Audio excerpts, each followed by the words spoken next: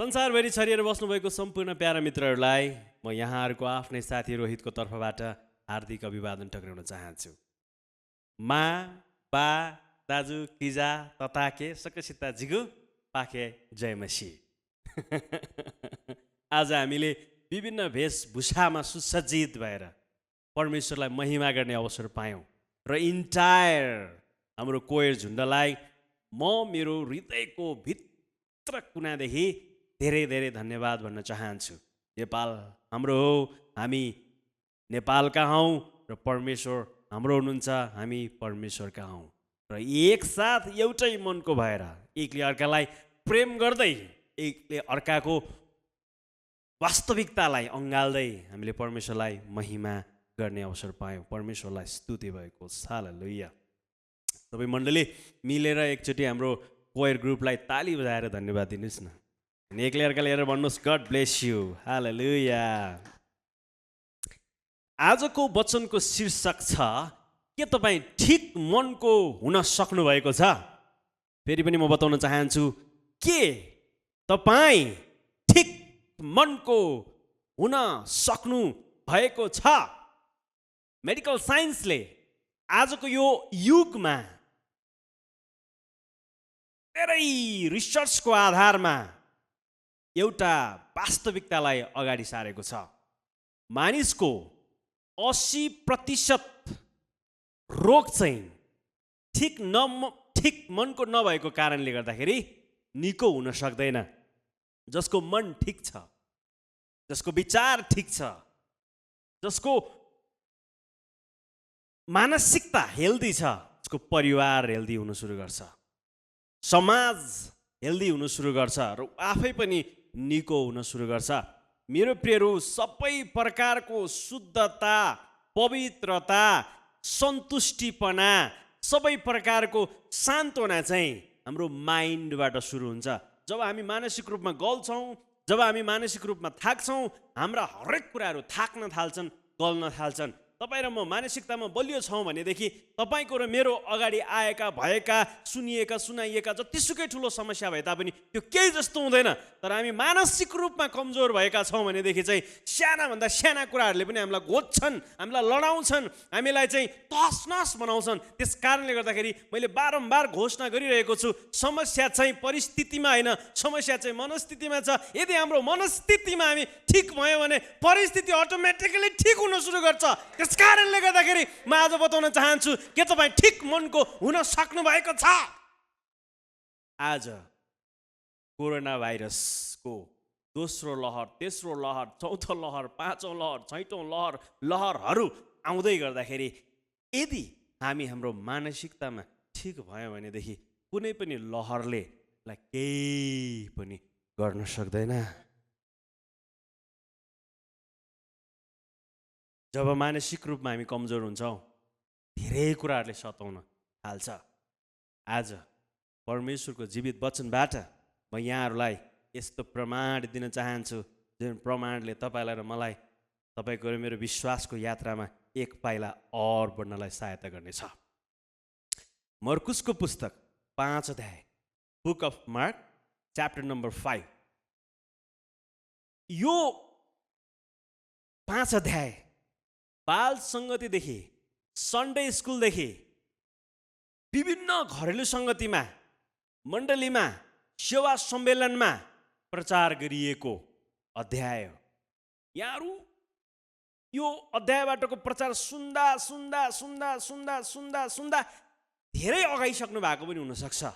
तर म आज यही अध्यायबाट के कुराहरू प्रचार गर्न गइरहेको छु। यहाँहरूको घर परिवार, अफिस, यहाँहरूको जीवन, भविष्य, यहाँको योजना, हरेक क्षेत्रमा आजको यो वचनले ट्रान्सफर्मेसन ल्याउनेछ। आजको यो वचनले परिवर्तन ल्याउनेछ। म लेखेरै राख्छु, तपाईँलाई म घोषणा गर्न चाहन्छु, यति चाहिँ म तपाईँलाई चाहिँ कन्फर्म भन्न चाहन्छु, यति चाहिँ म तपाईँलाई निर्धक्कसँग भन्न चाहन्छु, यो वचनले नि तपाईँको परिवारलाई, अब तपाईँको परिवारको साङ्लालाई, बन्धनलाई, इन्फिरियोरिटी, इन्सेक्युरिटी, तपाईँको हरेक क्षेत्रलाई यो वचनले आज तोड्नेछ र तपाईँलाई एउटा लेभलमा बढाउनेछ। एक पदले यसरी भन्दछ, अनि उहाँहरू समुद्रको पारिपट्टि गेरासेनको मुलुकमा आउनुभयो। येशू डुङ्गाबाट बाहिर निस्कने बित्तिकै चिहानबाट अशुद्ध आत्मा लागेको एकजना मानिसले उहाँलाई भेट्यो। त्यो चिहानहरू हुँदो बस्थ्यो। कसैले पनि त्यसलाई साङ्लाले समेत बाँध्न सक्दैनथ्यो, किनकि त्यो धेरै पल्ट नेल साङ्लाहरूले बाँधिएको थियो र पनि त्यसले साङ्लाहरू टुक्रा टुक्रा पारी छिनाल्थ्यो। कुनै मानिसले पनि त्यसलाई वशमा पार्न सकेको थिएन। त्यो रात र दिन सधैँ चिहानहरू र डाँडाहरूमा कराउँदै आफूले आफैलाई ढुङ्गाले काट्दै हिँड्थ्यो। अनि जब त्यसले यसलाई टाढैबाट देख्यो तब दौडेर आयो र उहाँलाई दण्डवत गर्यो। अनि ठुलो स्वरले चिच्याएर त्यसले भन्यो, हे सर्वोच्च परमेश्वरको पुत्र येशू, तपाईँको मसँग के सरोकार? म परमेश्वरमा शपथ खाएर तपाईँलाई बिन्ती गर्दछु कि मलाई दुःख नदिनुहोस्। किनकि उहाँले त्यसलाई भन्नुभएको थियो, हे अशुद्ध आत्मा त्यस मानिसबाट निस्कि आइज। अनि उहाँले त्यसलाई सोध्नुभयो, तेरो नाउँ के हो? त्यसले उहाँलाई भन्यो, मेरो नाउँ त फौज हो, किनकि हामी धेरै छौँ। ती भूत आत्माहरूलाई त्यस इलाका बाहिर ननिकालिदिनुहोस् भनी त्यसले उहाँलाई आग्रहपूर्वक बिन्ती गर्यो। त्यहाँ नजिकैको डाँडामा सुँगुरको एक ठुलो बगाल चरिरहेको थियो। ती भूत आत्माहरूले यसो भनी उहाँलाई बिन्ती गरे, हामीलाई सुँगुरहरू कहाँ जान दिनुहोस् र हामी तीभित्र पस्छौँ। तब उहाँले तिनीहरूलाई अनुमति दिनुभयो र अशुद्ध आत्माहरू बाहिर निस्किएर सुँगुरहरूभित्र पसे। अनि करिब 2000 सुँगुरको त्यो बगाल भिरालोबाट समुद्रतिर हुर्रिँदै गएर समुद्रमा डुबेर मरे। ती सुँगुरहरू चराउनेहरू भागेर सहर र गाउँ गाउँमा खबर दिए र के भएको हो सो हेर्न मानिसहरू त्यहाँ आए। तब तिनीहरू येशू कहाँ आए र देखे कि त्यो भूत लागेको मानिस ठिक मनको भएर लुगालाई बसिरहेको थियो। यो देखेर तिनीहरू डराए। अनि जसले यो देखेका थिए तिनीहरूले भूत लागेको मानिस सुँगुरहरूलाई के भएको थियो सो बताइदिए। अनि तिनीहरूको इलाकाबाट गइहाल्नुहोस् भनी मानिसहरूले यसुलाई बिन्ती गर्न लागे। 20 पद पढ्न चाहन्छु। अनि त्यो मानिस हिँडिहाल्यो र येशूले त्यसको निम्ति कति ठुलो काम गरिदिनु भएको थियो सो डेकापोलिसभरि प्रचार गर्न लाग्यो र सबै मानिसहरूले अचम्म माने। आमेन। यहाँ एउटा यस्तो चित्र छ, यहाँ एउटा यस्तो अवस्था छ, यस्तो परिस्थिति छ। यो केटो, जुन केटो चाहिँ उसको चोटमा बढिरहेको थियो, उसको पीडामा बढिरहेको थियो, उसको एक्लोपनमा बढिरहेको थियो, उसको फ्रस्ट्रेसनमा बढिरहेको थियो। ऊ भित्र यति साह्रो दुष्टता, दुष्ट आत्मा बढ्दै गइरहेको थियो कि उसले आफैलाई मार्न चाहन्थ्यो, कोपर्न चाहन्थ्यो, चिथोर्न चाहन्थ्यो। जवान केटो, सारा उसका साथीहरू उनीहरूको लेभलमा बढ्दै गरिरहेका थिए। उनीहरू, उसको साथीहरू एउटा लेभलदेखि अर्को लेभलमा बढिरहेका थिए, तर यो व्यक्ति चाहिँ एउटा लेभलबाट अर्को लेभलमा घटिरहेको थियो। मेरो प्रिय, तपाईँलाई कस्तो लाग्छ? एकै ठाउँमा जन्मिँदा, एउटै स्कुलमा पढ्दा, एउटै गाउँमा हुर्किँदा कोहीको जीवनमा चाहिँ उन्नति, प्रगति, सफलता, आनन्द र कोही व्यक्तिको जीवनमा चाहिँ सँगै हुर्केको साथीको जीवनमा चाहिँ दुर्गति, डिभोसन, प्रब्लम, विभिन्न प्रकारको एन्जाइटी, फ्रस्ट्रेसन। सारा मानिसहरूले त्यो केटालाई हेर्थे। दयाले भरिपूर्ण त्यो केटो, साङ्लाले बाँध्न सकिँदैन थियो। विभिन्न प्रकारको त्यो त्यो त्यो त्यो फ्रस्ट्रेसन उसको मनमा भएको कारणले गर्दाखेरि ऊ चिहानमा बस्थ्यो। खोलाको किनारै किनार चिच्याएर हिँड्थ्यो, ढुङ्गाले चिथोर्दै हिँड्थ्यो। अनि मैले यो वचन पढ्दै गर्दाखेरि मैले यो केटाको आमा बुवालाई सम्झेँ। जवान छोरो, यहाँको र मेरो जवान छोरो आफैले आफैलाई चिथर्दै कोपर्दै गाउँलेको अगाडि हिँडेको देख्दा यहाँको र मेरो अवस्थाको मैले यसो विचार गर्दै थिएँ, यो केटोको बुवा आमालाई खाना पनि रुच्दैन थियो होला, यो केटोको बुवा आमाको मन यति साह्रो चाहिँ दुखेको थियो होला, कतै गएर उनीहरूले आफ्नो मन पनि आफ्नो मुहार पनि देखाउन सक्दैन थियो, लाज थियो परिवारमा। येशू ढुङ्गाबाट बाहिर निस्किने बित्तिकै लेखेको छ त्यो केटालाई येशूले देख्नुभयो। आमेन, आमेन, आमेन। येशू ढुङ्गाबाट निस्किने बित्तिकै येशूले प्रब्लमलाई देख्नुभयो, येशूले अवस्थालाई देख्नुभयो, येशूले उसको समस्यालाई नजिक देख्नुभयो। आज तपाईँको मेरो जीवनमा पनि येशूले तपाईँको मेरो प्रब्लमलाई समस्यालाई नजिक देख्नुहुन्छ, धेरै नजिक देख्नुहुन्छ। उहाँको हात चाहिँ छुन नसक्ने गरिकन छोटो भएको छैन, उहाँको कान सुन्न नसक्ने गरिकन बाक्लो भएको छैन।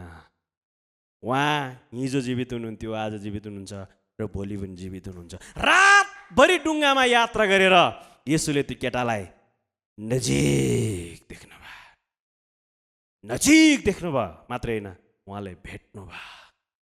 उहाँले घायल भएको तपाईँलाई र मलाई भेट्नुहुन्छ।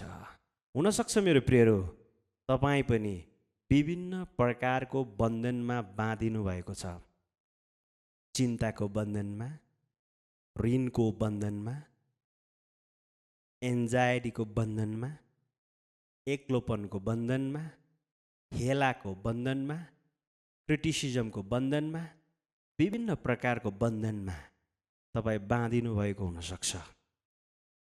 तपाईँले आफैले आफैलाई चिथर्दै कोपर्दै केही पनि आशा तपाईँले आफ्नो जीवनमा नदेख्नु भएको हुनसक्छ। तर टाइम ह्याज कम। तपाईँको मिराकल तपाईँको अगाडि छ। येशू तपाईँको हृदयको ढोकामा आएर तपाईँलाई देखेर तपाईँको प्रब्लम प्रति सिरियस हुनुहुन्छ। आमेन, हालेलुया, हालेलुया। येशूले त्यो केटोको प्रब्लमलाई नजिक देख्नुभयो, तर त्यो केटोले चाहिँ येशूलाई टाढाबाट देख्यो। अरे लेखेको छ येशूले त्यो केटोलाई नजिकबाट देख्नुभयो अनि त्यो केटोले चाहिँ येशूलाई टाढाबाट देख्यो। अरे अनि यहाँ नजिकबाट देखेको र टाढाबाट देखेको कुरो बाजियो। एउटै ठाउँ हो, एउटै व्यक्ति हो, एउटै परिस्थिति हो। येशूले त्यो केटालाई नजिकबाट देख्नुभयो, त्यो केटाले चाहिँ येशूलाई टाढाबाट कसरी देख्यो? किनकि त्यो केटासँग समस्या थियो, येशूसँग समस्याको समाधान थियो। धेरैपल्ट हामी समस्याले, पीडाले, बोझले दबिँदाखेरि हाम्रो पीर, हाम्रो मार्का, हाम्रो दुःख, हाम्रो पीडा, हाम्रो एक्लोपन हामीलाई नजिक लाग्छ अनि परमेश्वरको फेभर चाहिँ टाढा लाग्छ। यहाँ पनि यो केटालाई त्यस्तै भएको छ, तर परमप्रभु परमेश्वरले त्यो केटालाई टाढा देख्नु भएको छैन, नजिक देख्नु भएको छ। आज तपाईँलाई र मलाई पनि परमेश्वरले नजिक देख्दै हुनुहुन्छ, यही देख्दै हुनुहुन्छ। आमेन, आमेन। दाउदले भन्छन् पर्वतहरूतिर म मेरो आफ्नो आँखा उठाउँछु, मलाई गुहार कहाँबाट आउँछ? स्वर्ग र पृथ्वी सृष्टि गर्नुहुने जीवित परमेश्वरबाट आउँछ। जब तपाईँको र मेरो समस्यामा हामी बढिरहेको देख्छौँ, जब तपाईँ र म एक्लो हुन्छौँ, जब तपाईँको र मेरो आँखाको आँसु पुछ्ने व्यक्ति कोही हुँदैन, जब तपाईँ र म देखेर मानिसहरूले गिल्ला गर्न थाल्छन्, जब तपाईँको र मेरो अवस्थालाई र परिस्थितिलाई मानिसहरूले गलत तरिकाले प्रयोग गर्न थाल्छन्, येशू तपाईँको र मेरो निम्ति यात्रा गर्दै आउँदै हुनुहुन्छ। अनि स्वर्ग तपाईँको लागि टाढा छैन, चङ्गाई तपाईँको लागि टाढा छैन, हिलिङ तपाईँको लागि टाढा छैन, उहाँ तपाईँको नजिक हुनुहुन्छ। आमेन। परमेश्वरले कहिल्यै पनि छोड्नुहुन्न न त त्याग्नु नै हुन्छ। मेरो प्रियहरू, उहाँले भन्नुभयो, उहाँले येशूले भन्नुभयो, तेरो नाम के हो? येशूले जहिले पनि त्यो त्यो त्यो प्रब्लमलाई भन्दै हुनुहुन्छ, तेरो नाम के हो? तैँले किन छोरालाई दुःख दिँदैछस्? अनि त्यो प्रब्लमले भन्दैछ, हामी फौज। के अरे? फौज। फौज फौज कहाँ थियो? केटामाथि थियो। फौज फौज निस्किआइज। 2000वटा प्रब्लम उहाँको लागि केही लागेन। तपाईँलाई लाग्ला, मलाई लाग्छ नि कहिले, प्रभु 5वटा समस्या छ, यो हप्ता 6वटा भयो, 12वटा पुगिसक्यो। समस्या, मेरो त समस्या अलिक ठुलै छ, अलि भारी छ मेरो समस्या। मेरो समस्या तिम्रो समस्या जस्तो एउटा दुईटा होइन, मेरो समस्या चाहिँ बढी छ। 100वटा होइन, 200वटा होइन, 500, 1000 होइन, 2000 समस्यालाई येशूले निस्किआइज भन्दै हुनुहुन्छ। आमेन। निस्किआइज। जसै चिरा चिरा शरीर परेको, एक्लो भएको, टाउको कनाउँदै हिँडेको, चिथोर्दै हिँडेको, कोपर्दै हिँडेको, बिरानो ठाउँमा गएर रियाल सिँगान गर्दै गर्दै रात बिरात चिच्याउँदै चिहानमा गएर खोलामा गएर पिकनिक मान्छेले खाइरहेको ठाउँमा गएर गरिरहेको केटो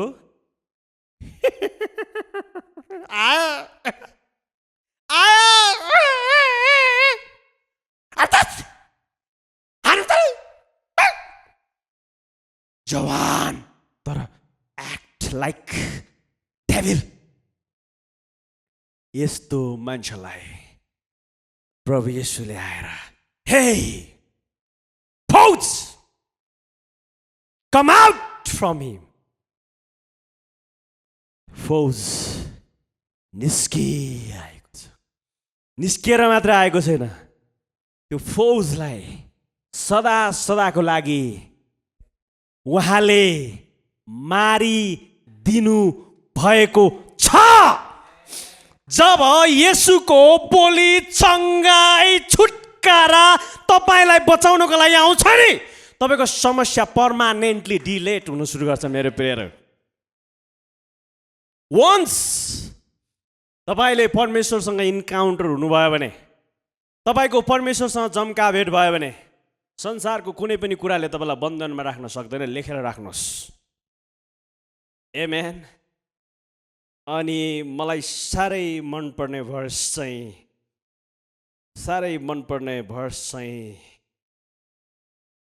तब 15 पद, तब तिनीहरू येशू कहाँ आए र देखे कि त्यो भूत लागेको मानिस ठिक मनको भएर लुगालाई बसिरहेको थियो। यो देखेर तिनीहरू डराए। आमेन।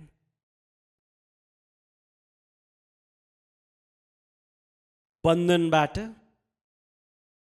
साङ्लाको बन्धनबाट, नेलबाट, सिक्रीबाट, डोरीबाट बाँधेर राख्न नसक्ने, कुनै पनि शासकले समेत बाँध्न नसक्ने 2000 सुँगुरको आत्मा, भूत आत्मा भएको त्यो केटोको जीवनमा जब परमेश्वरको वचन आयो, अब त्यो बन्धन टुक्रा टुक्रा भयो, चकनाचुर भयो र त्यो केटो सधैँ मनको र ठिक मनको भएर वस्त्र लगाएर सुसज्जित भएर गाउँलेको अगाडि, जसले उसलाई रिजेक्ट गरेको थियो, जो साथीहरूले जिस्क्याएको थियो, जुन टोलमा समाजमा ऊ हेलित भएको थियो र ऊ पागल बौला काम नलाग्ने व्यक्ति भनेर चिनिएको थियो, त्यो ठाउँमा त्यो व्यक्ति ठिक मनको भएर वस्त्र लगाएर बस्यो रे। जुन ठाउँमा तपाईँ रिजेक्टेड हुनुहुन्छ नि मेरो प्रियहरू, जुन ठाउँमा तपाईँलाई तपाईँ उपनामले चिनिनु भएको छ, जुन ठाउँमा तपाईँ कुन नामले चिनिनु भएको छ, जुन ठाउँमा तपाईँको हैसियत गुमेको छ, जुन ठाउँमा तपाईँलाई मानिसहरूले विभिन्न प्रकारले आरोप लगाएर बोलाउँछन्, अब त्यही ठाउँमा तपाईँ ठिक मनको भएर जीवन जिउन प्रयत्न गर्नुहोस्। परमेश्वरको आशिष तपाईँको जीवनमा आउँछ। हालेलुया। अब उहाँको वचन सुन्ने मानिसहरू चाहिँ कस्तो हुन्छ थाहा छ? ठिक मनको भएर पैसा कमाउँछ, ठिक मनको भएर सेवकाई गर्छ, ठिक मनको भएर आफ्नो परिवारको रेखदेख गर्छ, ठिक मनको भएर समाजमा जिउँछ र ठिक मनको भएर परमेश्वरको महिमा गर्छ। र यो व्यक्तिको निर्णय के हो? परमेश्वरले जे काम गर्नुभयो त्यो कामको विषयमा सारा गाउँभरि नै उसले प्रचार गर्न लाग्यो रे। ऊ ठिक मनको भएर घरमा अन्डा खाएर बसेन, चाउमिन खाएर बसेन, तर गाउँभरि गएर के गर्न थाल्यो? प्रचार गर्न थाल्यो। मेरो प्रियहरू, आजभन्दा 2000 वर्ष अगाडि कल्वरीको क्रुसमा तपाईँको र मेरो बन्धनलाई, पागलपनलाई, एक्लोपनलाई, इन्सिक्युरिटीलाई, ऋणलाई, हेलालाई येशू ख्रीष्टले उहाँको रगत बगाएर चकनाचुर पारिदिनु भएको छ। हामी फ्री भएका छौँ, हामी स्वतन्त्र भएका छौँ। अब हाम्रो क्यारेक्टर, हाम्रो प्रतिक्रिया कस्तो हुनुपर्छ? ठिक मनको भएर बस्ने हो। चर्चमा पनि कस्तो? ठिक मनको भएर। सेवकाई पनि ठिक मनको भएर। अब गिटार बजाउनेले कसरी बजाउनु पर्यो? ठिक मनको भएर। किबोर्ड बजाउनेले ठिक मनको भएर, भिडियो खिच्नेले पनि ठिक मनको भएर, वचन प्रचार गर्नेले पनि ठिक मनको भएर। जहाँ ठिक मनको भएर आराधना गरिन्छ त्यहाँनिर स्वर्ग हल्लिन्छ। ठिक मनको भएर आराधना गर्दाखेरि पाउल र सिलासको बन्धन तोडियो। ठिक मनको भएर परमेश्वरको महिमा गर्दाखेरि परमेश्वरको ठुलो काम भएको छ। ठिक मनको भएर परमेश्वरको सेवा गर्दाखेरि 12 प्रेरितहरूको त्यो सुसमाचार, त्यो हृदय, त्यो मन चाहिँ भारतको कुनासम्म आइपुगेको छ र भारतबाट नेपालसम्म आइपुगेको छ।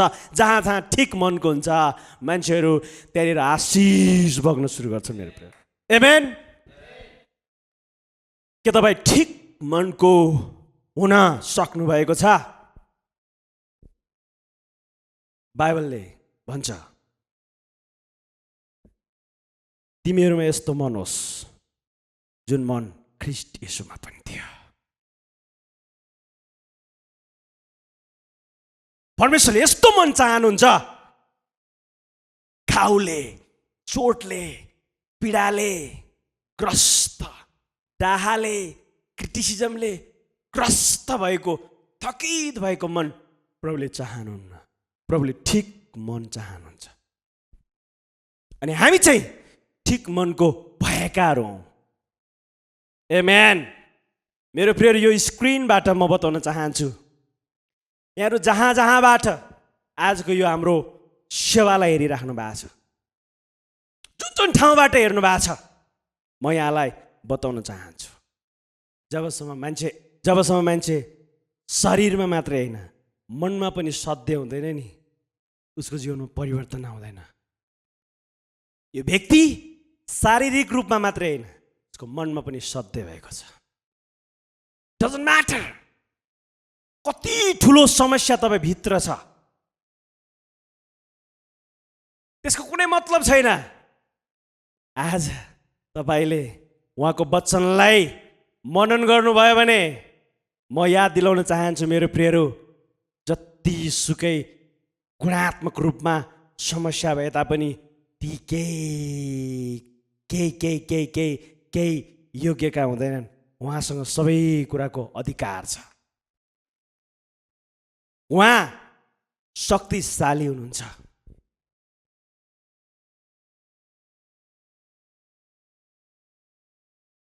तपाईँको र मेरो लागि ठुलो आशा छ।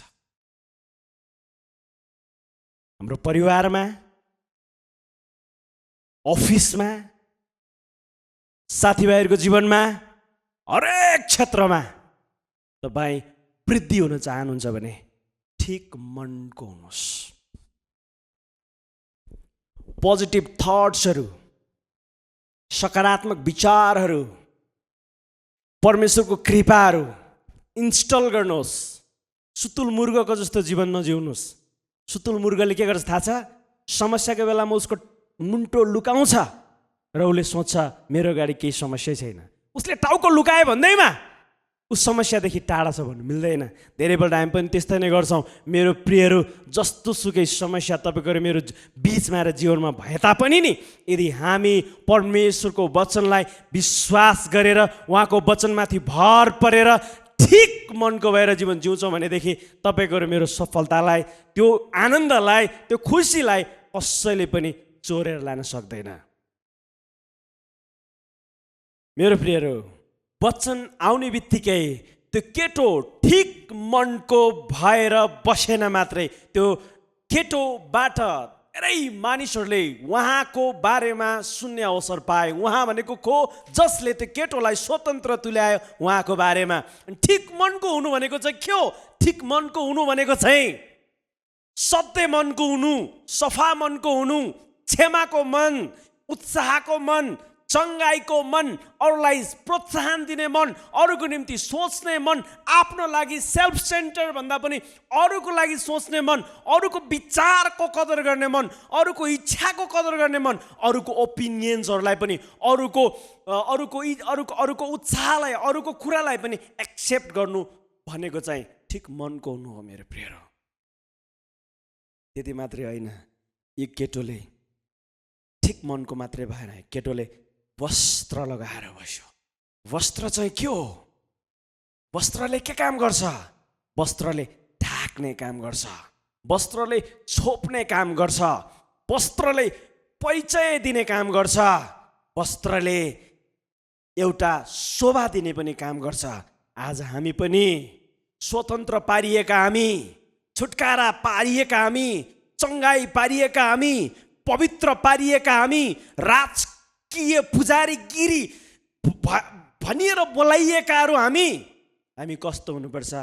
प्रार्थनाको वस्त्र, वचनको वस्त्र, क्षमाको वस्त्र, छुटकाराको वस्त्र, बाकसमा नपुकुन्जेलसम्म, मृत्युले नछुट्याउन्जेलसम्म जिद्दी भएर प्रेमलाई मात्रै बगाउने, क्षमालाई मात्रै बगाउने वस्त्र हामीले लगाएर उहाँ लिन नआउन्जेलसम्म सुसज्जित भएर बस्नु आवश्यक छ। उहाँ हाम्रो दुलै हुनुहुन्छ।